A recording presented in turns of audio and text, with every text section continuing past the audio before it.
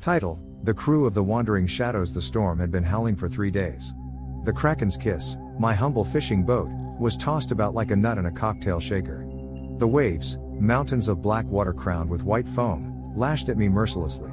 I was alone, miles from shore, regretting my ambition to find the migratory tuna bank that, according to legend, crossed these waters in autumn. The radio, saturated with static, spat out a Coast Guard warning about a Category 5 storm approaching.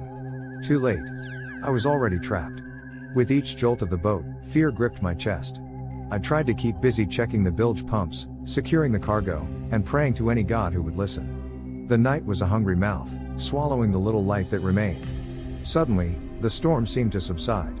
It didn't disappear, it just dimmed, as if something else was claiming center stage.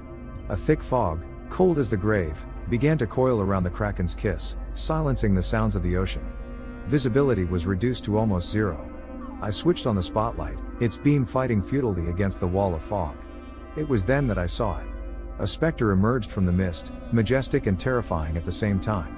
A three-masted sailing ship, larger than any vessel I had ever seen, glided silently through the fog like an apparition. Its sails, tattered and filthy, billowed ghostly in the silent breeze. The hull, covered in barnacles and seaweed, seemed consumed by age and salt. There were no lights on board, only the profound darkness emanating from within. Goosebumps prickled my skin. I felt a chill that didn't come from the air, but from something deeper, something ancestral. I knew, with a chilling certainty, that this was no ordinary ship. A voice, guttural and resonant like the echo of distant thunder, broke the silence. It came from the deck of the sailing ship, although I couldn't see anyone there. "Sailor, do you wish to join my crew?" The voice paralyzed me. It was an invitation. And a threat. My mind struggled to process what was happening. Was it a hallucination? A trick of the storm? Or was it something much worse? I tried to respond, but the words refused to come out. I could only tremble, clinging to the helm as if it were a lifeline. The sailing ship drew closer to the Kraken's Kiss.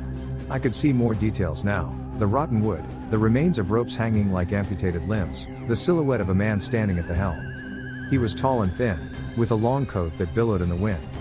His face was hidden by the shadow of a wide-brimmed hat. The voice resonated again, closer this time. "We have sailed these seas for centuries, searching for lost souls like yours.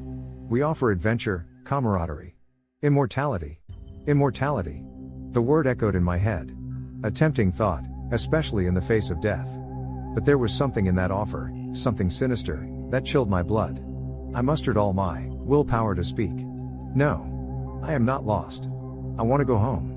The man at the helm raised his head. For an instant, I glimpsed his face. It was not flesh and blood, but bone and shadow. His eyes were two black pits, devoid of all emotion, and his mouth was a grimace of sharp, yellowed teeth. "Everyone is lost in the sea of life, sailor," he said, his voice now louder, more insistent. "Some simply take longer to realize it. Join us. Escape the inevitable end." The sailing ship began to turn, circling the Kraken's Kiss. I could see other specters on the deck now, emaciated and silent figures in ragged clothes. Some looked towards me with empty eyes, others simply remained still, like statues of salt. The air thickened with a stench of saltpeter, rotting seaweed, and death.